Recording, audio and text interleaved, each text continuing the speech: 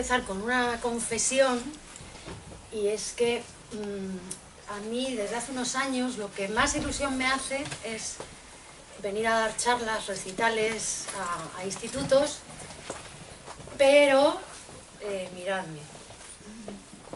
O sea, esta noche he dormido horriblemente mal, me pongo muy nerviosa, me parecéis el público más difícil por sincero, entonces por eso, bueno, es un reto también, ¿no? Ganar vuestra atención. Y espero de hoy pues que no os aburráis mucho, sobre todo, que algo de lo que os diga os interese. Os rogaría, por favor, yo me canso mucho de hablar yo sola, me he levantado a las 5:30 para estar aquí sin haber dormido casi, entonces, por favor, os ruego, me parece que lo más interesante es que me planteéis cualquier pregunta que se os ocurra sobre poesía, sobre la vida de un poeta, de una poeta ahora mismo en estos tiempos, sobre absolutamente lo que queráis. Yo tengo poco pudor, tengo nervios y timidez, pero poco pudor, entonces me podéis preguntar, bueno, casi cualquier cosa. A ver, Raúl me dio libertad para elegir de qué quería hablar y yo elegí un tema lo suficientemente amplio para poderme mover según mis gustos también, ¿no? Pero sobre todo me apetecía hacer un poco de justicia, ¿no? Entonces cogí el tema de escritoras olvidadas. He cogido varias poetas pues la primera es nació en 1820, la última es más contemporánea, bueno, no llega a ser contemporánea, pero bueno, más cercana a nosotros. ¿Y por qué? Pues porque a pesar del tiempo que ha pasado, si miramos los datos, hay un dato de un estudio que se hizo hace poco que dice que en los libros de texto, de cada 100 nombres que salen, 7 son de mujeres. Es una proporción, yo creo que escandalosa, ¿no? Y podríamos pensar que, bueno, son libros de texto, esto se arrastra de otros tiempos, la igualdad ya está conseguida. Bueno, pues he encontrado más datos que dicen que de los premios literarios que se dan ahora mismo en nuestro país, las mujeres nos llevamos el 7% de los premios. O sea que en ese aspecto no hemos avanzado absolutamente nada. Por ejemplo, en ensayo, que es en el que más bajo es el porcentaje, el premio Anagrama de Ensayo, que es uno del más prestigioso de este país, en 40 años nunca ha habido una mujer en el jurado y solo se ha premiado a 5 autoras. En narrativa y en poesía sube un poquito más, pero no alcanzamos ni el 25%, o sea, una cuarta parte. Entonces, bueno, me he centrado en mujeres, pues por hacer un poco de justicia, ¿no? Y de traerlas a este espacio.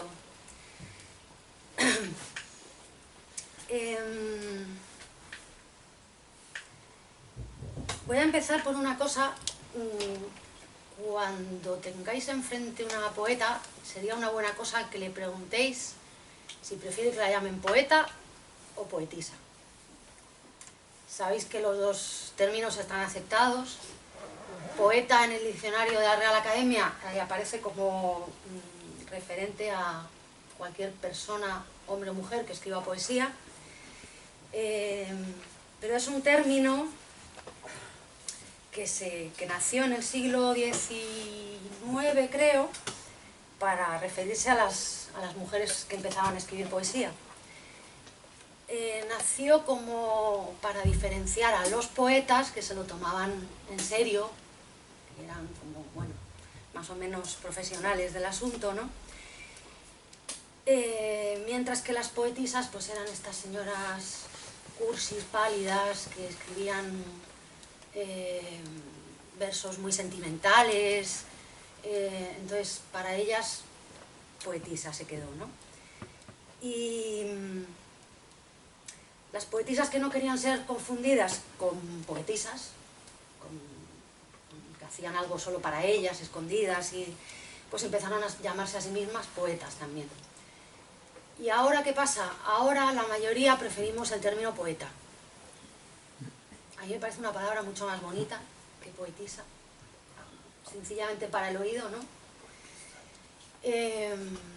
Pero hay mujeres también que escriben poesía y que están intentando dignificar el término de poetisa, ¿no? Y decir, ¿por qué aquellas mujeres que empezaron a escribir poesía, pues se las tuvo que llamar así, pues vamos a apropiarnos de ese término ahora mismo? Entonces algunas prefieren ser llamadas poetisas, otras poetas. Entonces, bueno, es una buena cosa que... Porque a mí sí me llaman poetisas, me ponen un poco así los pelos de punta, y hay otras que lo llevan más a gala, ¿no? Entonces, bueno, una vez aclarado esto, pues vamos a ir empezando. Como no quería soltaros el rollo de...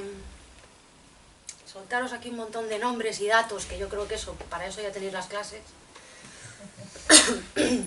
Con perdón de los docentes presentes. Que ya no se hace duro. Bueno, es que yo también estoy ahí, he estado ahí, me acuerdo, ¿no? Que a veces tanto nombre, tanto dato, al final uno ya no sabe si le gusta la poesía o si quiere abrirse las venas directamente. Voy a hacer algo intermedio, os voy a ir leyendo...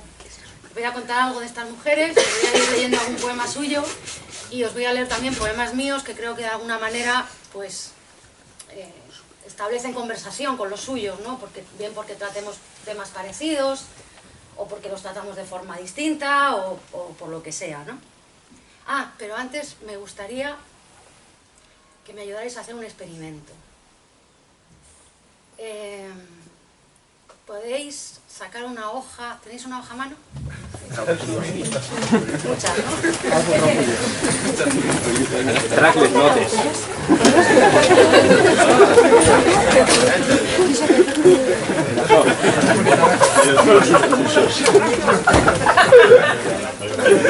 Dile por favor que va a pedir un avión.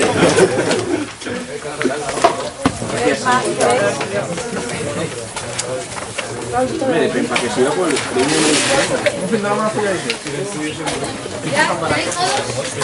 boli también, ¿no?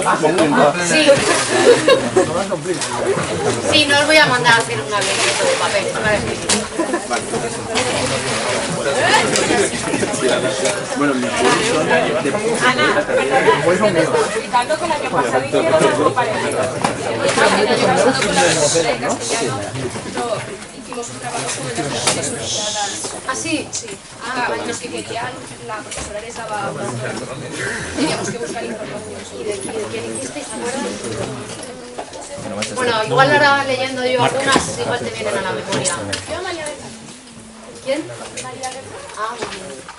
No la tengo ni aquí. Vale, pues quiero que me escribáis en 1, 2, 3 palabras, o sea, algo cortito, qué se os viene a la cabeza cuando yo digo poesía. Y sed súper sinceros, si tenéis que poner un rollo, lo que queráis, o sea, lo que queráis. 2 o 3 palabras. 1, 2, 3 palabras, algo Poesía cortito. igual a... Eso.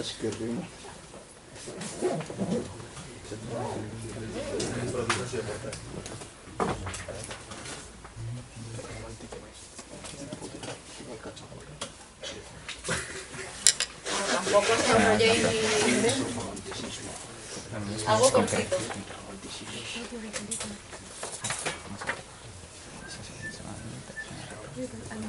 ¿Ya? Bueno, venga, pues vamos a ir empezando con estas poetas. La primera que he recuperado es Carolina Coronado, que nació en 1820. es una mujer muy curiosa, Carolina Coronado. Nació en un entorno en el que, bueno, las mujeres estudiaban costura, labores del hogar, ese tipo de cosas. Y ella se puso a leer de noche, a escondidas, y así empezó a formarse, ¿no? Era totalmente autodidacta.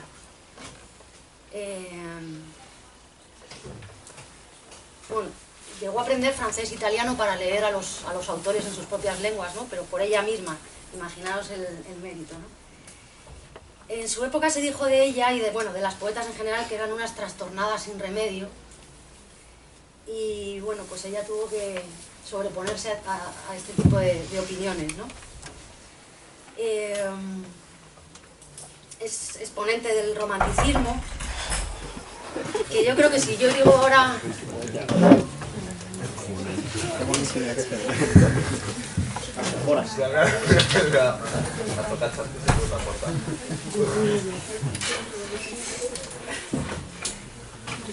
Hola. ¿Qué tal el examen? Hola. Bien, vale. Bueno, ahora no hay examen, ¿eh? Ahora la que estoy de examen soy yo. Y vosotros ya relax. Y bueno, os decía que estábamos con Carolina Coronado, que es exponente del romanticismo, que si yo digo ahora romanticismo, ¿a qué suena? Algo un poco cursi, ¿no? Ahora el adjetivo de romántico se ha quedado un poco para situaciones un poco, y relaciones y sentimientos un poco cursis, pero entonces yo creo que casi eran todo lo contrario, que bueno, ya habréis dado un poco los términos, ¿no? Sí. Los temas que trataban eran la muerte, la pasión, ambientaban sus temas en paisajes, cementerios, ruinas, serían un poco como siniestros, ¿no? Ahora casi. No sé cómo se llaman los siniestros ahora. ¿Hemos? ¿O algo así? Bueno, da igual. Góticos, ¿no?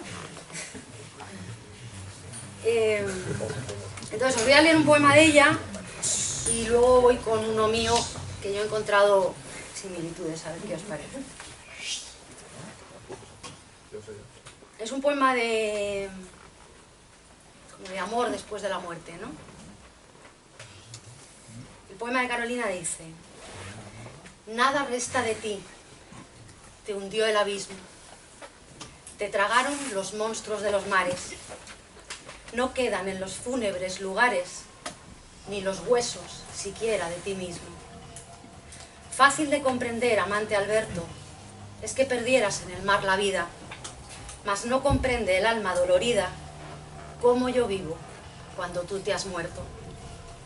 Darnos la vida a mí y a ti la muerte, darnos a ti la paz y a mí la guerra, dejarte a ti en el mar y a mí en la tierra, es la maldad más grande de la suerte.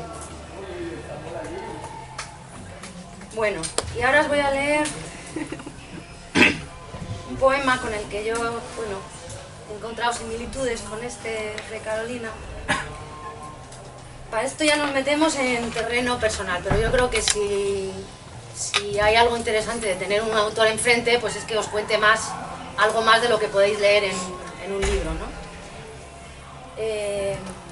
Yo tuve un novio cuando tenía 15 años, mi primer novio. Bueno, dejamos cosas que pasan, ¿no? Y yo lo siguiente que supe de él fue que se había matado en un accidente de coche.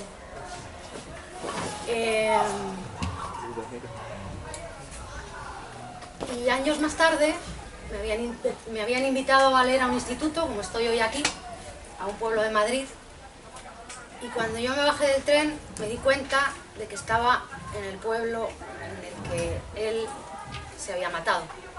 No me di cuenta hasta ese momento, ¿no? Y antes de entrar a dar una charla, recital, como lo que estoy haciendo ahora, pues escribí este poema. ¿Por qué os cuento todo esto? Yo no sé si el Alberto al que se refería aquí Carolina Coronado era alguien real, que existió. Es fácil que antes se escribiera también a arquetipos, ¿no? Fueran personajes no reales, sino imaginados. Pero yo creo que ahora lo más habitual es trabajar con la propia biografía, ¿no? Yo escribo muy apegada a lo que me pasa, a lo que me ha pasado, a los hechos biográficos de mi vida, ¿no? Porque bueno, a mí la poesía, entre otras cosas, me sirve para explicarme también y para saber más. Digamos que yo soy más lista en los poemas que fuera de los poemas. Y a veces escribiendo un poema me doy cuenta de cosas que yo antes las tenía mucho más caóticas. Y esto del verso, es casi como como plantear un poema matemático, pero con emociones, ¿no? Vas como despejando la incógnita hasta que llegas a saber qué es lo que necesitabas saber a través de ese poema, ¿no? Y bueno, os leo el poema para mi primer novio.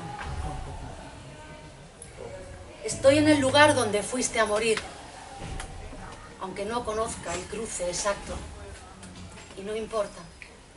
Yo sé que el nombre de este pueblo está guardando tu muerte. Nunca he visitado tu tumba ni sé dónde está.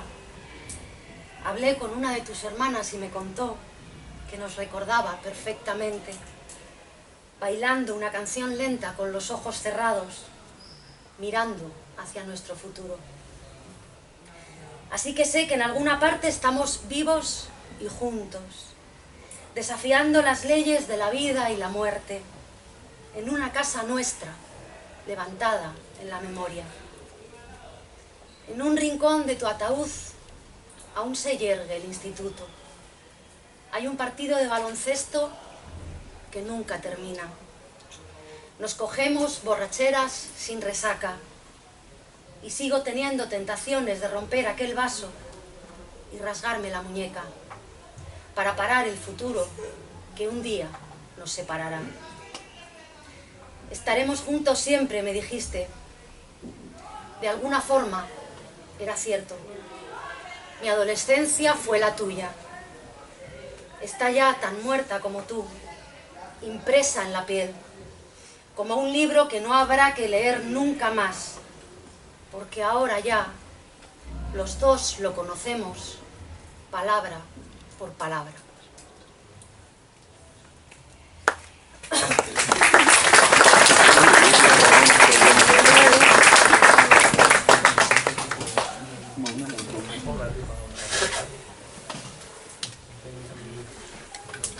¿Veis similitudes o todo lo contrario?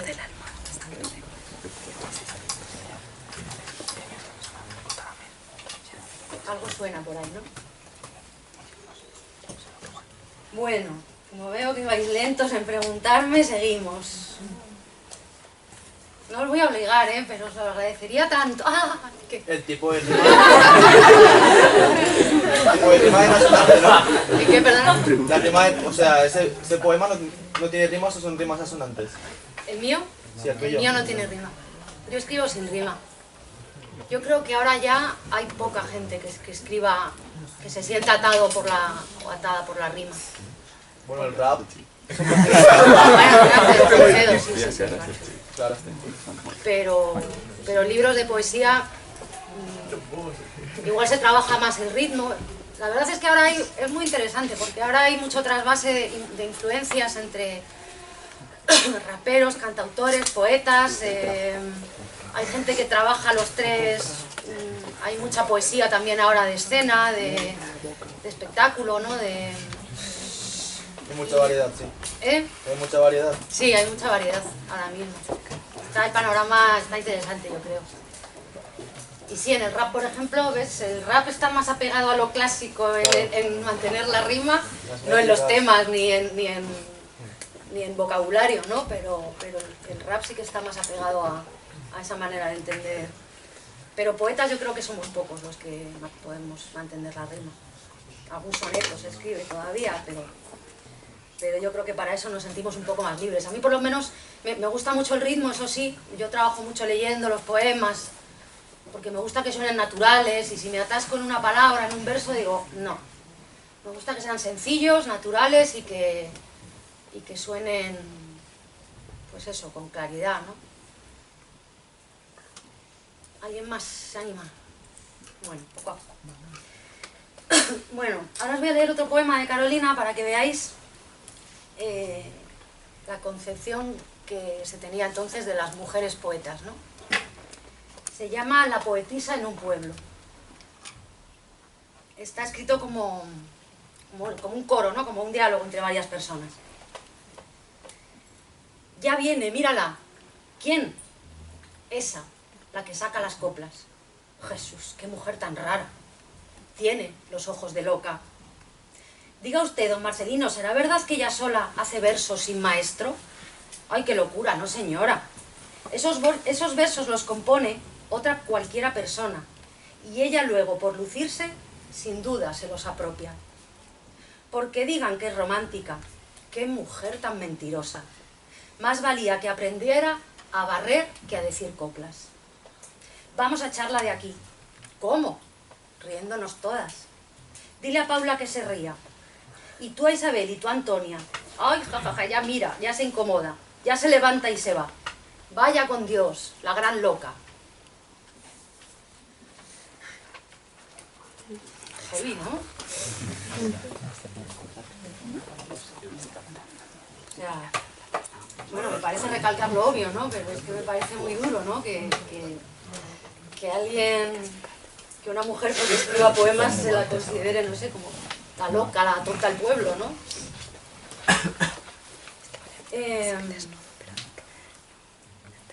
Bueno, para contestar a este poema, he traído dos míos. El segundo lo leo dependiendo de la edad vuestra, pero como soy de los mayores sí lo leo. Me lo traigo siempre un poco como, bueno, a ver, pero hoy sí lo leo. El primero es de un libro que estoy haciendo que me está costando muchísimo, que llevo 20 años escribiendo.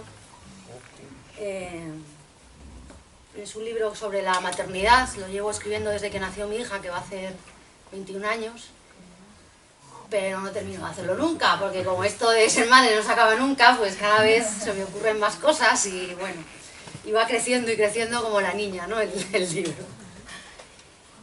Y bueno, es un poema que no, como el libro es inédito, ni lo he leído nunca ni nada de nada. Lleva una cita de una poeta, de una escritora argentina que se llama Lina Meruane, que dice...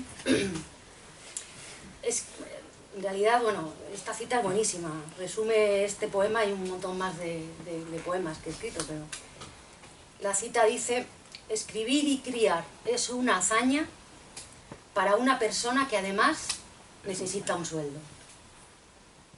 Con eso ya se dicen muchas cosas, ¿no? Porque...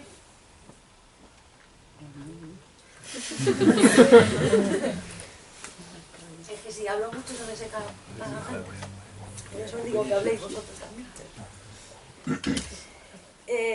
Una idea que a mí me interesa mucho transmitir cuando voy a un instituto es que los poetas somos gente bastante normal. No estamos en Torres de Marfil escribiendo, sabemos lo que es el mundo, sabemos lo que es un trabajo aburrido, lo que es estar en paro.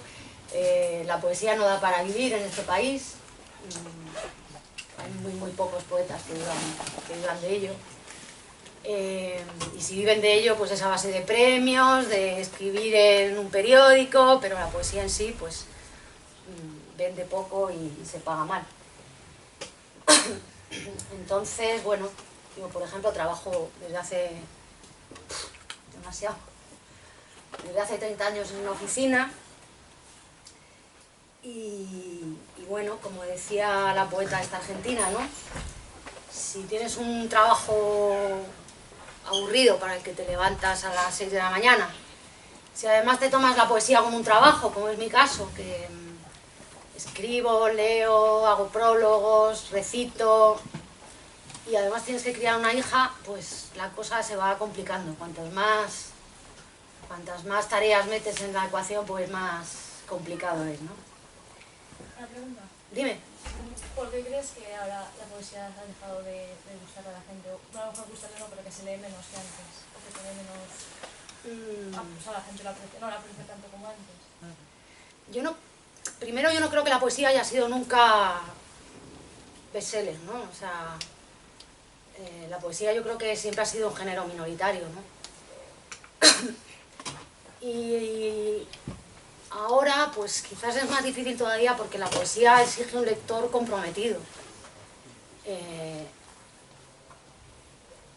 No es fácil evadirse con un libro de poemas que te pone cara a cara con cosas intensas, complicadas. Bueno, en cualquier caso, que no son temas de entretenimiento o de evasión, ¿no? Son cosas que duelen, sobre las que hay que reflexionar. Entonces, bueno, yo creo que vivimos todos en un mundo complicado y hay veces que pues comprensiblemente necesitamos la literatura o otras muchas cosas para evadirnos, no para... Parece que estoy diciendo todo como para alejar a la gente de la poesía. Precisamente lo contrario de eso es lo que a mí me gusta de la poesía también, ¿no? Que habla de temas que me interesan, de cosas que importan, de ideas que no quiero olvidar, que quiero reflexionar sobre ellas, ¿no? Profundamente. Es a lo que me obliga como lectora y como poeta cuando escribo también, ¿no?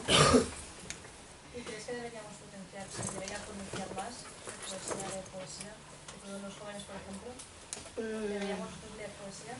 ¿O es un poco más para adultos, pero gente más? Yo creo que hay poesía para todo el mundo, la verdad. Y que en diferentes etapas de tu vida te pueden interesar cosas distintas, ¿no? Y bueno, si no creyera que hay algo que os puede interpelar a vosotros o llamar la atención a vosotros o interesar, pues no estaría aquí, ¿no?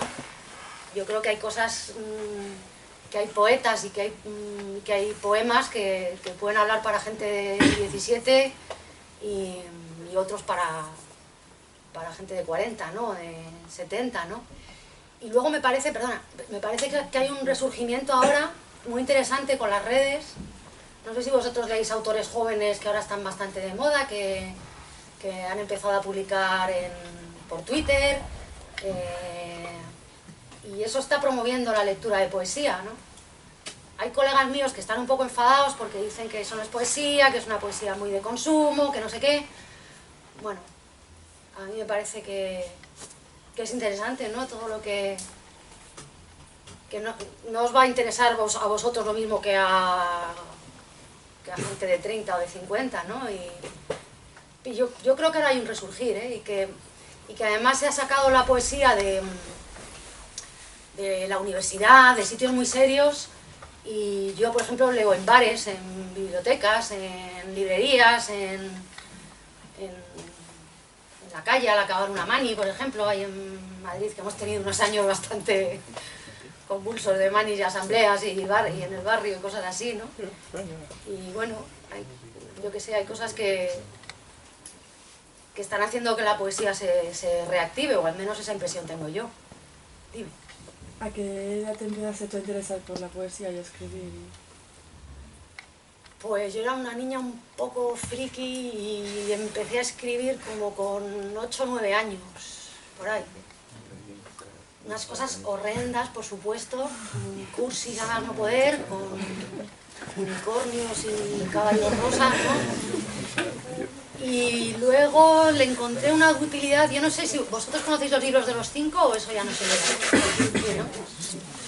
Pues yo empecé a escribir mis propios libros de los 5, ¿no? Había cosas que no me gustaban, había un personaje por allí un poco machista, las niñas no hacéis esto, tal, no sé qué.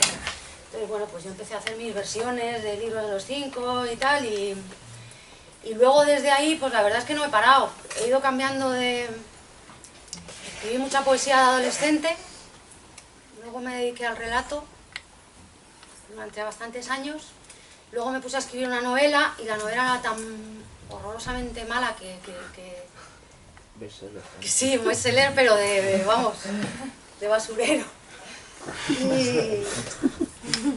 Y dije, además me hacía sufrir mucho, ¿no? Y dije, jolín, qué ganas tengo yo de sufrir escribiendo. Y empecé a escribir poemas y dije, es que aquí estoy cómoda, aquí no tengo por qué sufrir, ¿no? Y entonces ya me quedé con la poesía. De vez en cuando escribo algún relato si me encargan, pero sobre todo escribo poesía, que es donde más a gusto estoy. Bueno, os leo el par de poemas este.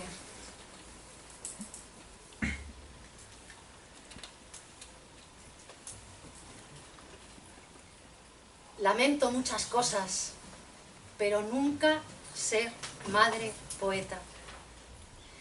Si yo no hubiera escrito durante sus siestas, mientras jugaban, cuando me la cuidaban, si yo no hubiera escrito, me hubiera convertido en una muerta en vida, y mi hija en un extraño caso de huérfana con madre.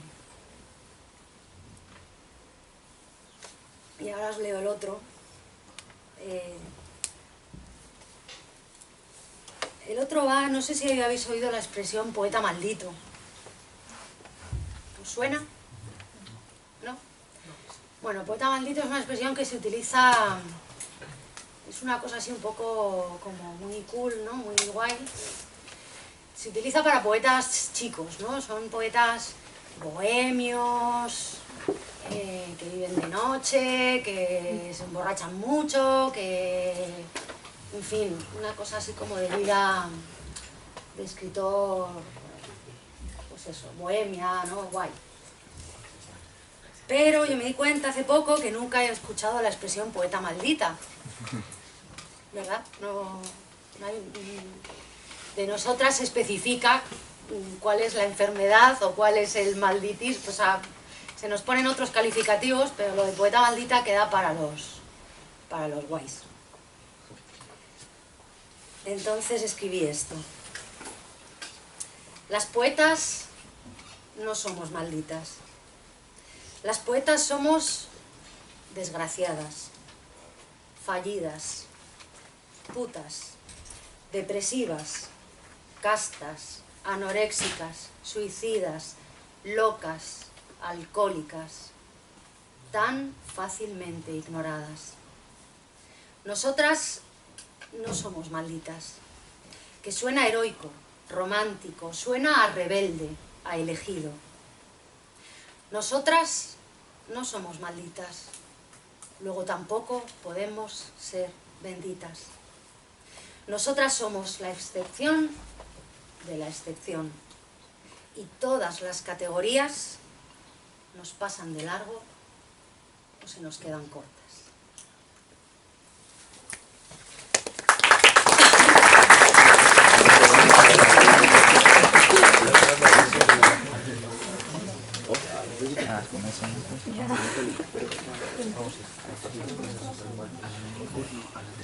Bueno,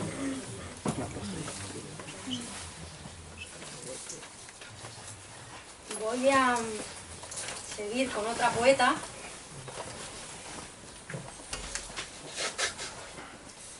Mira, vamos a ir con Concha Méndez, por ejemplo.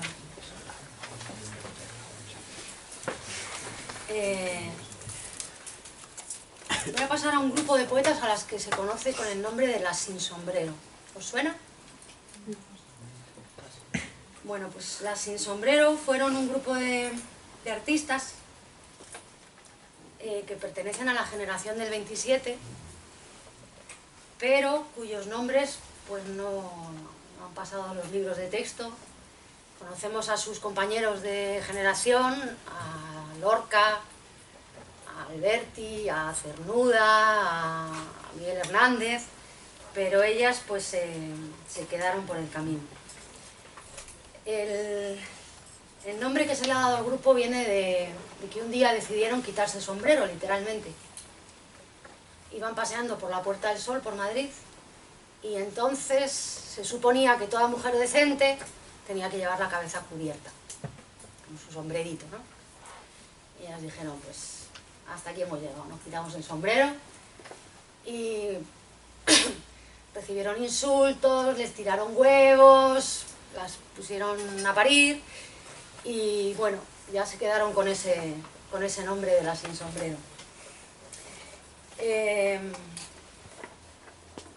¿Por qué no han llegado sus nombres hasta nosotros? Pues en parte por el machismo de la época y en parte también porque después de la guerra casi todas tuvieron que exiliarse.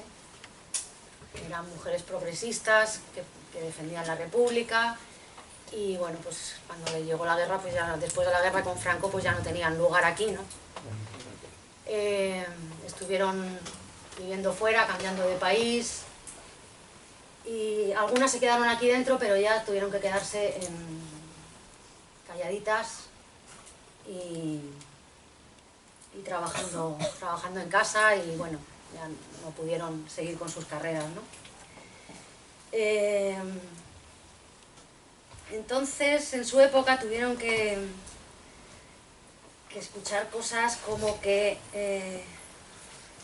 los casos de mujeres con inteligencia y talento son un error antinatural, algo monstruoso. Las mujeres excepcionales son sencillamente hombres. Son un error de la naturaleza. Algunas veces los sexos están mal distribuidos. Eso decían estudiosos de la época, de estas mujeres a las que les dio por pintar, por escribir o por hacer un montón de cosas. Porque, bueno, ya os digo, no fueron solo poetas, pintoras, filósofas, Josefina de la Torre, que fue actriz y guionista y dobladora de cine, Carmen de Burgos, que fue la primera corresponsal de guerra en España, o sea, fueron gente que abrió caminos verdaderamente y que se atrevió a hacer cosas que hasta entonces estaban prohibidas para las mujeres, ¿no? Algunas de ellas tuvieron que ocultar sus creaciones bajo un nombre masculino. Hay un caso muy curioso, el de Gregorio Martínez Sierra, que es un señor que escribió teatro, que fue a Hollywood y escribió guiones, fundó revistas, escribió novelas, y el problema es que 50 años después se descubrió que la que hacía todo esto era su mujer. Y durante toda su vida ella hacía esto y él pues fue el que ponía la cara, el que se llevaba los méritos, los premios, el dinero y todo, ¿no? Y 50 años más tarde pues se descubrió el pastel, ¿no? Lo reconocieron compañeros suyos como Juan Ramón Jiménez o pues dijeron que sí, que efectivamente era María Lejárraga, su mujer, la que había hecho todo, ¿no? No sé, esto que ahora nos llama la atención, no sé si os podéis imaginar la tremenda humillación de esto, ¿no? Que tú seas buena en algo, pero para que te tomen en serio, no puedas dar tu nombre y tengas que hacerlo todo a través de tu marido, ¿no? A mí me parece bastante terrorífico, la verdad, tener que ceder tu obra, ¿no? Lo que más quieres de ti misma, a otra persona que es la que se lleva los méritos y la que hubiera pasado a la historia si, bueno, 50 años más tarde no hubieran empezado a hablar los compañeros que ya sabían de esto, ¿no? Y, perdona, Dime. claro, es que estamos hablando de una época que no hace ni 100 años de eso. No hace ni 100 años. Que parece que estás hablando, dices, no, en aquella época es que no hace ni 100 años. Sí. Nuestras abuelas ya estaban por ahí. Sí, sí. Cuando eso lo comentas ahora con la gente joven, incluso cuando fue la primera vez que la mujer empezó a votar, te sorprende, ¿no? Dices que no hace ni 100 años de estas cosas. Sí, sí. Tampoco de vértigo, Da vértigo. Es que yo creo que no se nos puede olvidar y que hay que hacer hincapié en eso, que hasta hace 30 y tantos años, 40 años,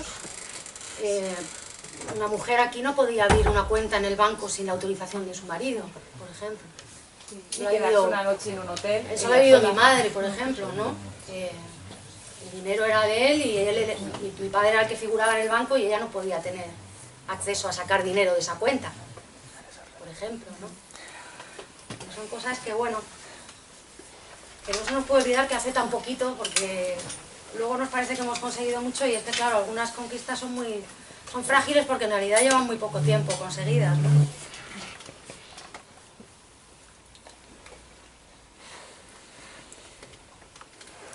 Bueno, os he dicho que iba a seguir con quién sigo, a ver, un segundo, con Concha Méndez, por ejemplo. Os voy a contar poquito de cada una porque, bueno, si os interesa luego podéis buscar más, pero Concha Méndez nació en 1898, era de familia rica, y bueno, luego esto es otra cosa también, ¿no? Las poetas, las mujeres de familia, estas artistas que vamos a hablar ahora, ¿no? Las de familia rica pues lo tenían bastante mejor para tener acceso por lo menos a estudios, ¿no? A pesar de ser mujeres, ¿no? Ya imaginaros lo que era ser mujer y además de familia obrera, ¿no? Que también hay algunas poetas aquí que eran de familia pobre, pero que además de trabajar pues luego tenían sus inquietudes y se buscaban la vida para escribir o para seguir aprendiendo. Concha Méndez fue de las que después de la guerra se tuvo que ir exiliada. Y a ver, ¿qué os leo de ella?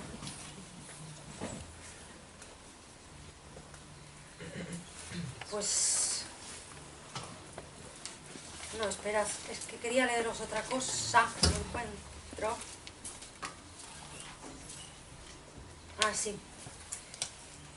Esta es de Josefina de la Torre, que es otra de las que os decía antes, que fue cantante, guionista, actriz, una mujer muy inquieta que trabajó mucho en el cine. Un poema que me gusta mucho, que ella escribió desde el exilio, porque claro, el exilio, la guerra supuso también que todo este grupo de gente, que eran artistas, compañeros de generación, pero además muy amigos, pues uno acabara en México, otro en Buenos Aires, otro en París, otro en Londres, otro aquí en España, alguno muerto, claro, como Lorca también. Y ella escribió un poema que a mí me gusta mucho, a sus amigos de entonces, ¿no? Lo escribió ya en el exilio. Claro, es bastante emotivo porque imaginaros también antes, ¿no?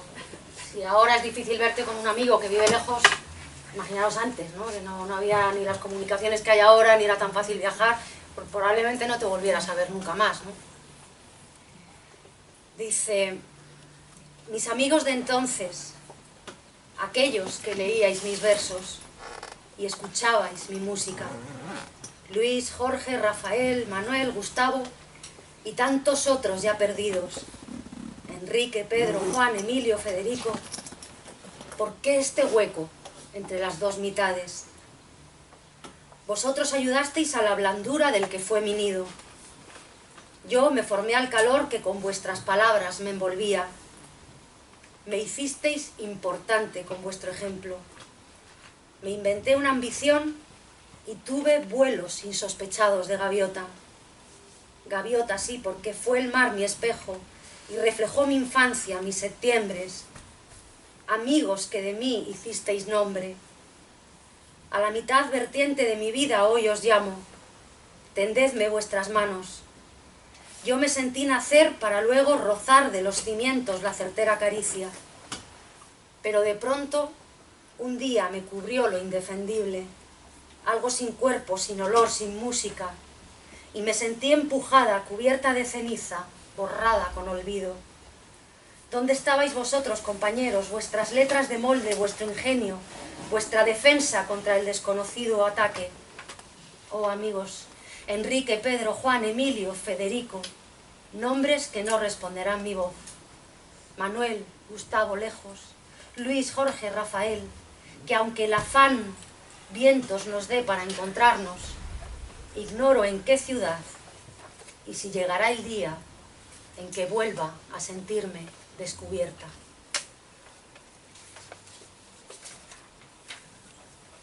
Bueno, yo a este poema he contestado con otro poema. Vamos, no es que lo haya escrito a propósito, he encontrado un poema que viene al hilo, ¿no? Que habla de los amigos también.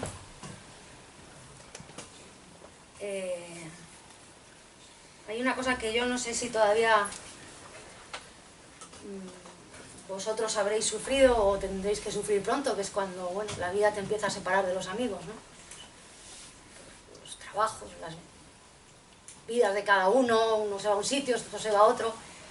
Y bueno, yo que me siento bastante adolescente para muchas cosas, pues es una de las cosas que peor llevo en la vida, ¿no? La separación de los amigos, que todavía me duele. Y tengo este poema que se llama Adioses. Decir adiós a un novio es fácil, si uno se concentra en repartir los recuerdos. Aquel CD te lo regalé yo. Este libro es mío. Nunca me gustó esta foto, pero el marco es una herencia de mi madre.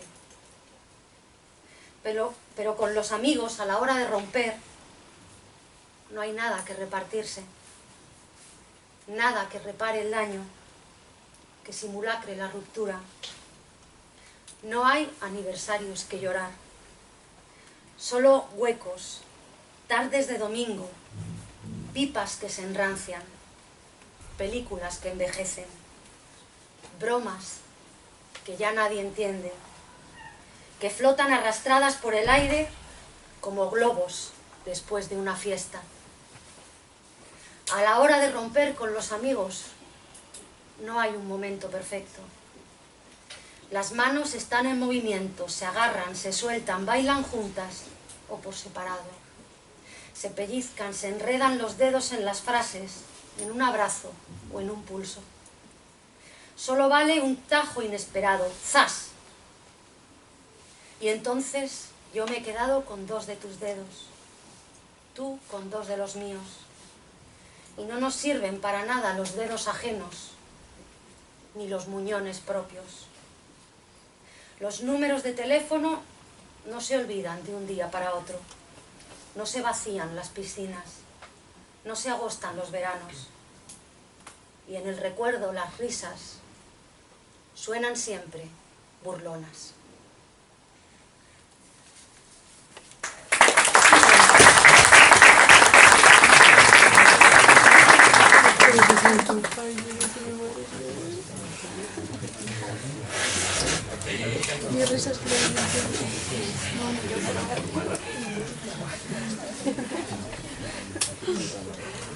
¿Cómo vais?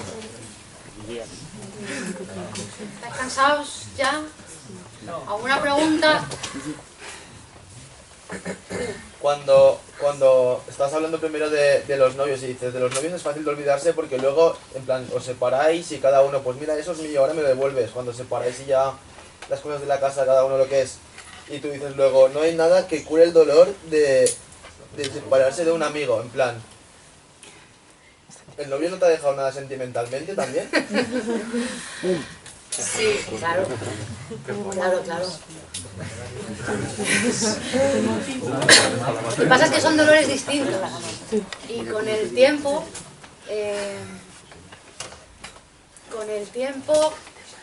es curioso, pero yo lo que cuento aquí es que con el tiempo los amigos son casi más insustituibles que los novios. Porque la emoción del amor se cura con otro amor, ¿no? Bueno, entendedme, ¿no? Nadie es igual a otro, pero hay una relación que tienes con una persona, se rompe, tienes esa relación o parecida con otra persona, es más fácil. Pero con el tiempo a mí lo que más me han dolido son los amigos que he perdido por el camino, que se quedan, parece que es lo que digo aquí, las cosas de las que hablo al principio, de este es tu CD, dame mi libro, sí. Es un poco simbólico, ¿no? Material. Claro, es material, pero en realidad es un símbolo de que, bueno, con el amor es más claro a veces que comienza y se acaba. Digamos, ¿no? O no es tan fácil. Pero a mí las amistades, todavía hay veces que yo, amigas que ya he perdido, amigos que he perdido porque nos hemos enfadado, se han muerto, están viviendo en Brasil, yo qué sé. Todavía hay veces que alguna vez digo, ay, jo, ¿cómo se reiría fulanita con este chiste? porque era una cosa que teníamos las dos y ¿a quién le cuento yo este chiste ahora? ¿No? O es una cosa más, por lo menos como yo lo siento, ¿eh? Esto por supuesto cada uno lo siente de una manera, pero para mí con las relaciones de pareja los cortes son más tajantes y con los amigos se queda una cosa ahí, por lo menos los rencores también de los amigos que me han hecho una putada, los rencores todavía me duelen más que los que me han hecho mis parejas, ¿no? Es como, no sé, igual es una idealización que tenemos de la amistad pero te esperas menos una traición de un amigo que de una pareja, ¿no? O entra menos dentro de esa relación, por lo menos, ¿no? Y ya te digo, a mí todavía me duelen cosas de decir, todavía estoy enfadada con amigas que llevamos 20 años sin hablarnos y digo, pero bueno, y a lo mejor me encuentro con un novio de hace 20 años y digo, coño, pero qué alegría verte. Y con las amigas digo, es que mira, que hacerme esto, sueño con ellas y digo, pues que, pero que eras mi amiga, ¿no? No sé, esto cada uno luego es muy particular la sensación, ¿no? Pero... Hay una frase que dice que la familia son, o sea, los amigos son la familia que elegimos nosotros. Claro. Y yo creo que por eso nos duele, porque como tampoco esperamos la tradición de Claro. mi familia, al final compartes un montón de confianzas con ellos, pasas más tiempo incluso con ellos que con tu propia familia. Claro. Y yo creo que incluso ahora, pues una tontería que, pues o sea, puede ser una tontería o un enfado, pero sí que es verdad que nos duele muchísimo más. Además ahora que somos jóvenes, que todo tenemos los sentimientos a flor de piel y todo eso, a la mínima que te hacen algo es como si te hubieran quitado la vida ya desde Pues es lo que os digo, que yo voy a cumplir 50 años y a mí hay cosas de esas que me duelen, fijaros, de hace 20 o 30, que digo, cago en la leche, pero ¿cómo me pudo hacer esto a mí, que era su amiga, no? Pero bueno, yo ya os digo también que soy un adolescente de 50 años. Dime. ¿Qué quería hacer llegar como profesor a la hora de explicar la poesía o de transmitir la poesía en clase? Siempre hay dos handicaps, Felicia dice que hay dos cosas. Uno es que ellos tienen el pudor de manifestar los sentimientos cuando trabajamos poesía en clase. Claro. Y el otro es que ellos asocian la poesía a los grandes temas, el amor, la muerte, etc. Entonces me gustaría, que creo que estarás de acuerdo, en transmitirles un poco que no pasa nada por manifestar sentimientos y que hay una poesía de la cotidianidad, de la trivialidad del día a día, que es tan válida como la otra. Claro. Y eso, la sociedad, no sé, sobre el academicismo, como sea, nos cuesta a veces hacerlo entender. Claro. Era un poco, no sé si de alguna manera tú le puedes decir que no pasa nada porque hago un poema hablando de lo que sienten y que pueden hacer un poema a una silla y no pasa absolutamente nada. Hola, rica. Claro, a mí me gusta mucho.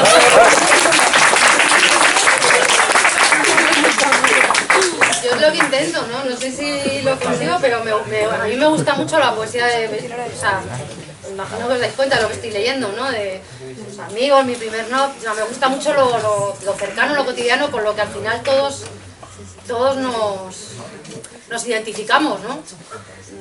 Con lo más pequeñito y lo más cercano, lo más manejable, ¿no? Que al final todos somos bastante...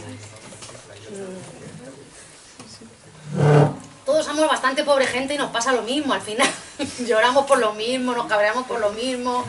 Entonces, igual que no entiendo una poesía que se pone por encima de eso, ¿no? De los dolores pequeños y que nos duelen a todos, o las alegrías, ¿no? Y respecto a los sentimientos, yo...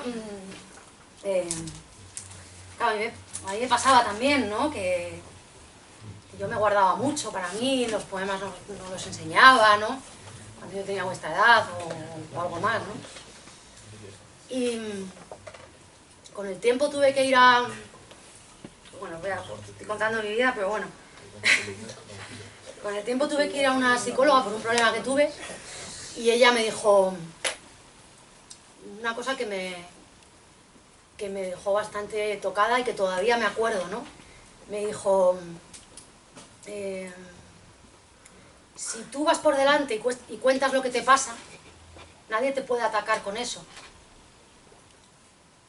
¿Entendéis la idea? Si lo que tú mantienes secreto, ahí puede venir alguien y sacarlo a la luz, y ahí tú te sientes atacada, traicionada, ¿no? Pero si tú vas con eso por delante, si alguien te viene a decir, tú es que eres... Tú dices, sí, ya lo sé, sí, ya lo digo yo, soy la primera que lo digo y lo reconozco, ¿no? Entonces eso me ayudó mucho la poesía con eso, ¿no? De decir, pues esta soy yo y nadie tiene por qué venir a decirme quién soy porque yo ya lo sé, ¿no? Con mis fracasos, mis problemas, mis carencias, mis defectos, pues... Y esa idea me ha acompañado mucho toda la vida, ¿no? La de si uno va con el secreto por delante, nadie te puede atacar con el secreto porque ya lo tienes tú reconocido, ¿no? Y ya lo has sacado tú.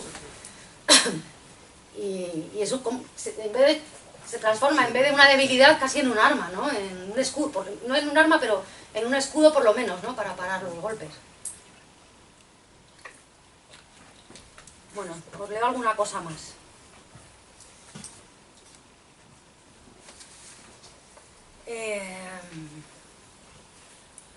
María Zambrano. ¿Os suena María Zambrano? ¿No? Bueno, María Zambrano fue una filósofa, nació en 1904, a la que también le costó bastante que la tomaran en serio, ¿no? Como mujer filósofa. Pero, bueno, a mí es que me resulta apasionante, la verdad. Es una filósofa además que ha pensado mucho sobre la expresión poética y sobre...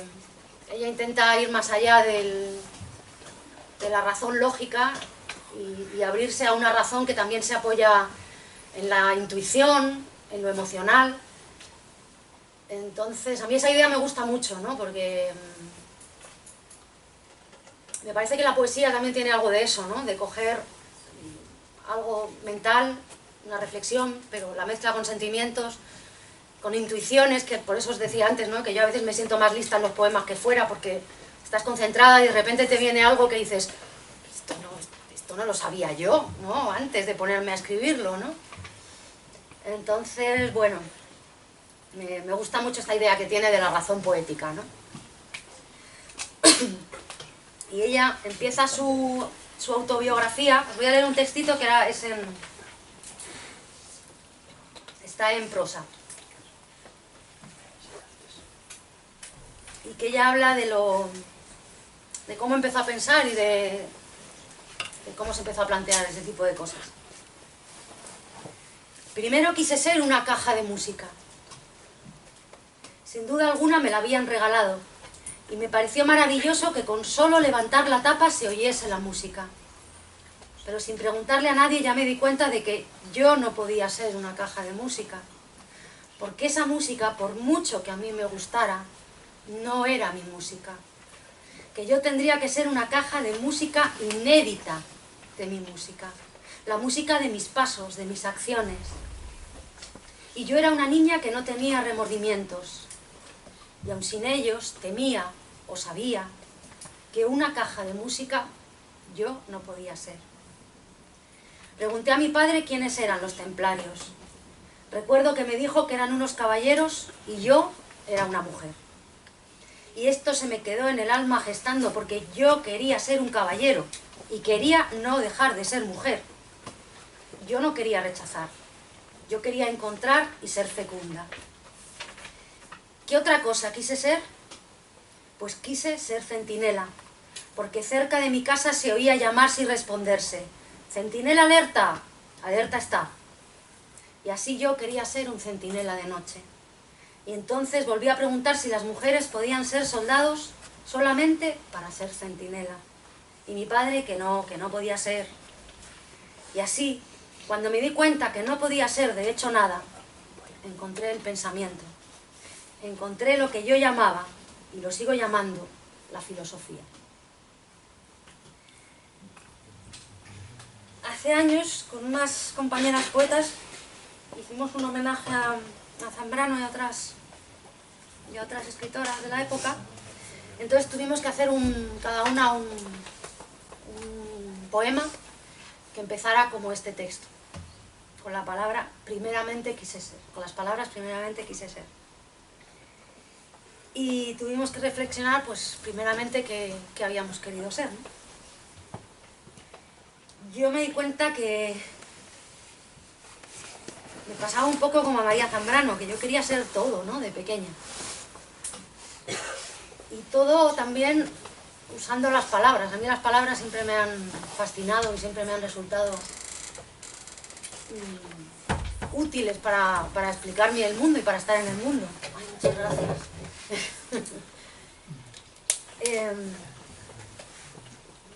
Lo que pasa es que llegó un momento que me di cuenta que también había un fracaso ahí. Las palabras no te sirven para todo, ¿no? Ni para explicarte a ti misma ni para entenderte con los demás, muchas veces.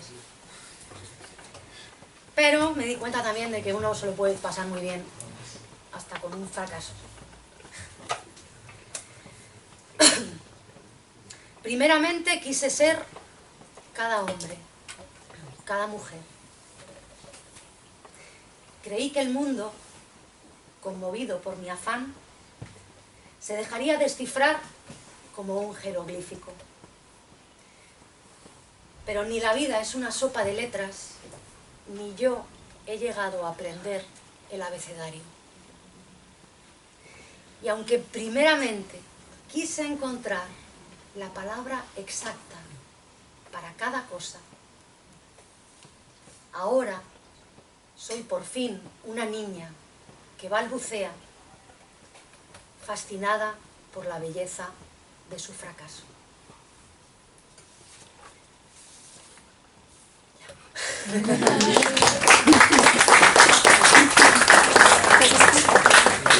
Porque cada poema tiene algo de fracaso también. Uno intenta ir lejos, intenta llegar a un sitio, pero siempre se queda un poco más corto de lo que le gustaría, ¿no? Intenta que los demás comprendan todo lo que... Y siempre hay alguien que... Mira, el otro día estuve en un instituto, eran un poco más jóvenes que vosotros, más pequeños, ¿no? Y les leí un haiku del libro este de haikus que tengo, que dice, bueno, que reflexiona sobre los colores, ni más ni menos, ¿no? No lo encuentro, pero creo que me lo sé de memoria. ¿Cómo es? Jersey naranja parece que abrigara más que el azul. Yo quería reflexionar solo sobre los colores, ¿no? El naranja sugiere calor más que el azul. Y me levanta uno la mano y dice, ¿aquí está hablando de PP y de Ciudadanos? ¡Dios! Me pareció genial, pero ni por lo más remoto. Es un haiku que, bueno, no sé si Albert Rivera tenía en mente crear Ciudadanos cuando yo lo escribí. Vamos, tiene un montón de años, ¿no?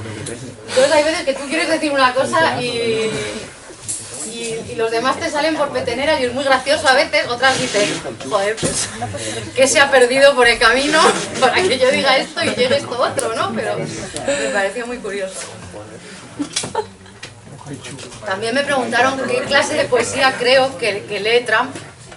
Y tuve que rendirme también y decir, vale, me rindo, no tengo ni la más... Bueno, probablemente no lee ni poesía ni nada.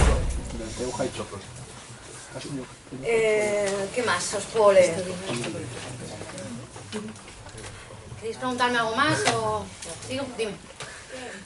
¿Cómo empezaste a publicar y cómo decidiste hacer pública tu poesía? Pues yo había publicado ya un libro de relatos, que por cierto es un libro de relatos todo de recuerdos de mi adolescencia. Y como os digo, me enfrasqué en la novela esta, que era muy mala, me puse a escribir poemas y cuando consideré que tenía un libro de poemas,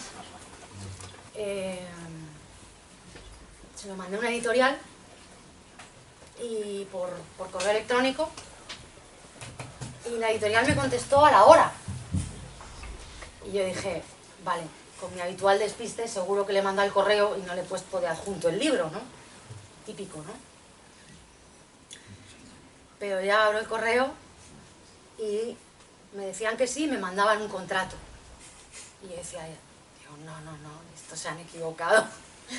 Y le volví a escribir y le dije, ¿pero te lo has leído o algo? Y me dijo, sí, dices que me has pillado un domingo, no tenía nada que hacer, me lo he leído, me ha gustado mucho, te mando el contrato. Entonces cuando la gente me dice, es difícil publicar poesía, digo, pues a mí me fue muy bien, la verdad. Es que fue así, de rápida la cosa. Y luego ya, pues bueno, una vez que uno se mete en el mundo, pues en el mundillo, pues ya no es tan difícil, porque yo voy a recitales, voy a festivales, ya tengo amigos que son editores, ya a veces me dicen, a ver cuándo tienes un libro para darme, para publicar. Y bueno, la verdad es que yo he tenido mucha suerte. No sé si, no creo que sea un caso muy típico, pero yo creo que antes, por ejemplo, era mucho más difícil, pero ahora con las redes la gente se conoce más, es más fácil mandar un libro, los editores muchas veces ya te han leído porque yo publico, yo soy adicta a las redes, todo el día en Facebook y en Twitter, entonces publico muchos poemas por ahí, muchas veces los editores te dicen, he leído esto, me ha gustado mucho, tienes más, y ya es algo menos difícil y menos que por ejemplo antes, ¿no? Que escribías una carta a mano al editor, no sabías ni si la iba a abrir un editor o la iba a abrir el bedel de la entrada, ¿no?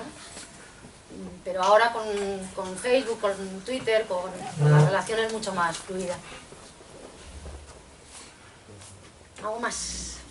Sigo. ¿Cómo hago el tiempo? No tengo ni idea de qué es. Y en tu libro de la adolescencia no te daba vergüenza contar, no sé, decir nombres y eso. Bueno, estaba todo, a ver, era un libro de relatos y estaba todo bastante camuflado. Sí. No había nadie que pudiera decirme, que pudiera ponerme una demanda, ¿no? Estaba todo bastante, pues eso, hecho relatos, ¿no? Eran recuerdos mezclados con otros, incluso algunos no eran míos, eran de otra gente. Estaba todo hecho ficción, ¿no? Luego con los libros de poemas, sí que como decía antes, yo no hago ficción con los poemas. Si yo hablo de mi novio tal, no hay... Y me pasa una cosa, yo cuando escribo los poemas no me corto ni me censuro, ¿no? Pero hay un momento en el que el editor me llama y me dice, oye, mañana entra el libro en imprenta. Y yo me acuesto y digo, ¿qué va a pensar fulanito? Pero hasta ese momento no pienso nada, ¿no? Estoy como, ay, qué bien, qué alegría, no sé qué tal. Y cuando me dice que va a entrar en imprenta y que queda una semana para que salga, para que esté en tiendas, de repente digo, mi suegra.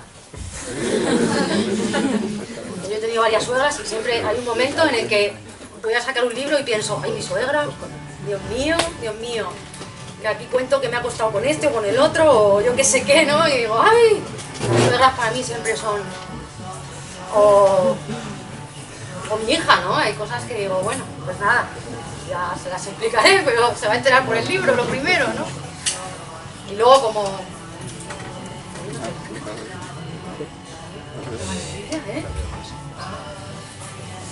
Pues, bueno, pues eso que os decía, siempre hay algún momento en el que piensas en la persona implicada y dices, ay Dios, pero bueno, la verdad es que hace poco me preguntaba alguien si me autocensuro y la verdad es que alguna vez cuando me autocensuro es porque hablo de alguien y digo, esto le va a molestar mucho, ¿no? Y entonces ahí digo, bueno, me guardo el poema para mí y tampoco hay que hacer daño por hacer daño. Bueno, leo alguna más y voy a leer un par más y luego ya si queréis cerramos con preguntas o con lo que sea y con el experimento. Ya no se me olvide. Bueno, os voy a hablar de una mujer muy interesante, Marga Gil Roset, que era una niña prodigio.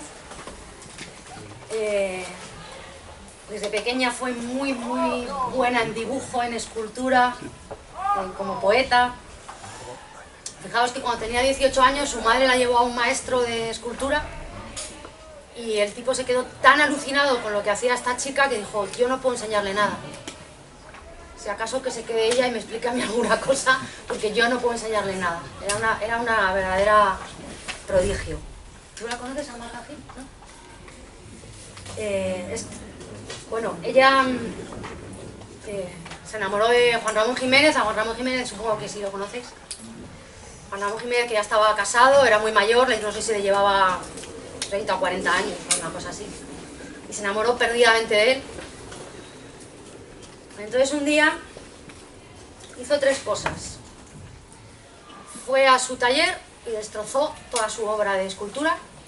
Solo han quedado, me parece, 6 esculturas que tenía vendidas por ahí.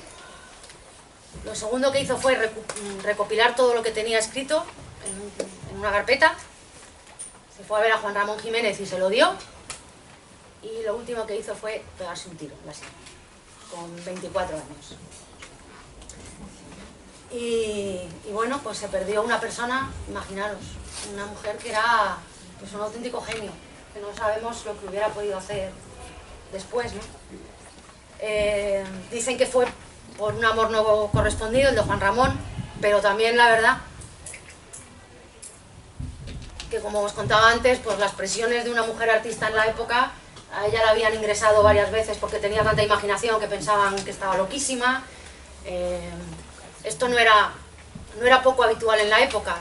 A una mujer que escribía y que tenía talento, pues se la ingresaba porque se la suponía loca, ¿no?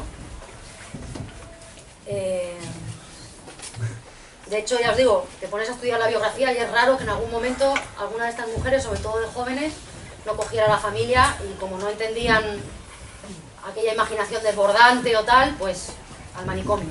Y algunas del manicomio salían ya locas de verdad para toda la vida, ¿no?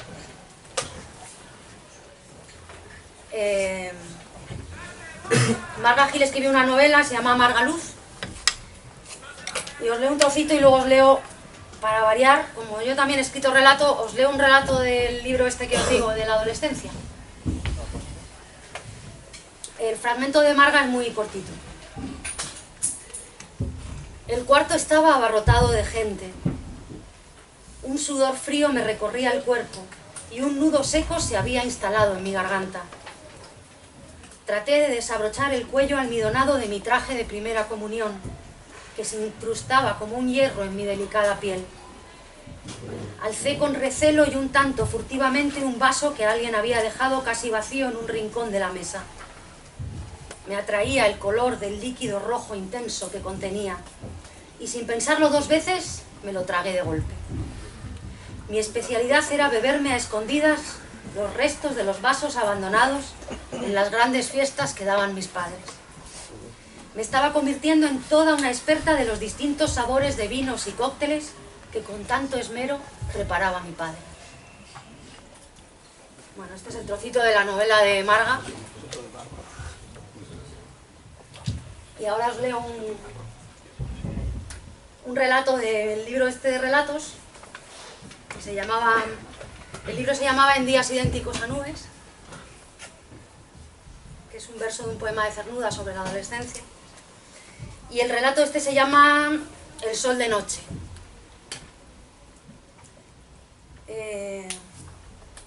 Como leído en voz alta siempre pierdo un poco, os explico un poco la metáfora, ¿no?, que hay aquí. Trata de 2 amigas. Sabéis que, bueno, supongo, no sé, en mi época se daba mucho, por lo menos, esto de la amiga que no sé, acobardaba ante nada, que tiraba un poco de todas, de las demás, ¿no?, en el grupo, y que las otras pues un poco iban rezagadas, ¿no?, siguiéndola a duras penas a veces, ¿no? Entonces, bueno, la metáfora que hay aquí es el brillo del sol por un lado, que es el que brilla de verdad, y la luna, que en realidad recibe un brillo heredado del sol, ¿no? El brillo no es suyo propio, sino que lo refleja, ¿no? Y bueno, pues estas 2 amigas, una es el sol de verdad y la otra es el sol de noche, que brilla con reflejo nada más.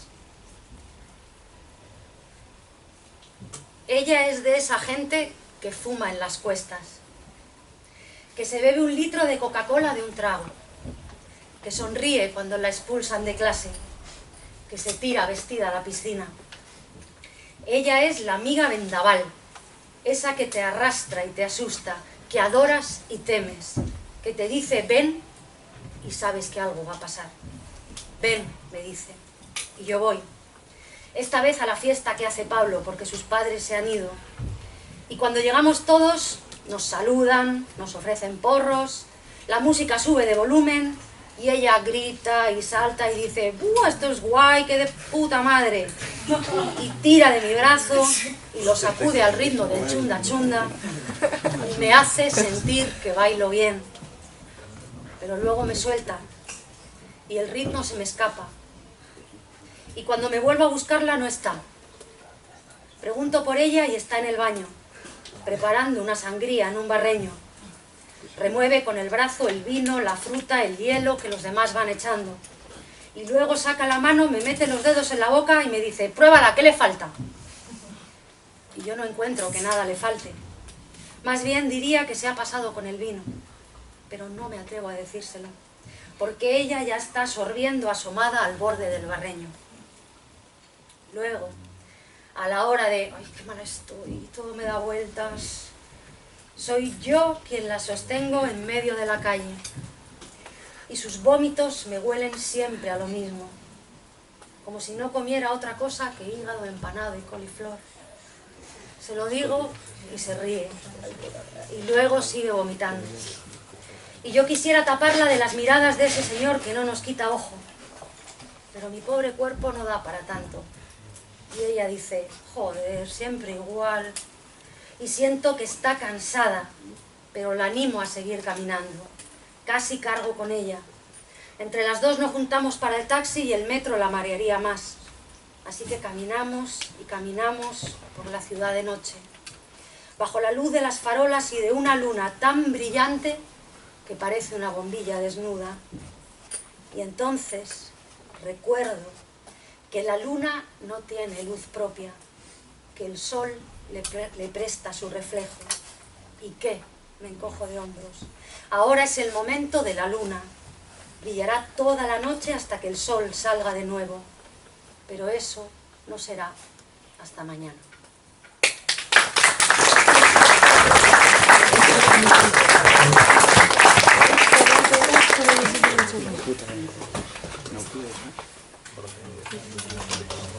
Bueno, a mí me interesa mucho siempre la cara B de las cosas. Me parece que de eso va la poesía también que me interesa, ¿no? En esta sociedad que vivimos tanto de apariencia, de aparentar ser listos, guapos, tener éxito y tal, a mí me interesa mucho sacar también el momento de la debilidad, del fracaso, de los pobrecitos que somos todos en realidad buscando cariño, reconocimiento y un poco más, ¿no? Y a este texto, por ejemplo, pues le tengo especial cariño. ¿Nos queda tiempo para alguno más? Sí, ¿no? Una hora. Una hora, no, ¿no? Sí, sí. Vale. ¿Cómo vais? ¿Estáis muy aburridos ya? ¿No? Un poco. Yo sé que esto cansa. Mirad, yo voy a muchos recitales de poesía y yo a los 20 minutos estoy cansada. Tengo que salir a fumar, o porque la atención se cansa mucho, yo lo entiendo. ¿Eh? ¿Qué habéis dicho?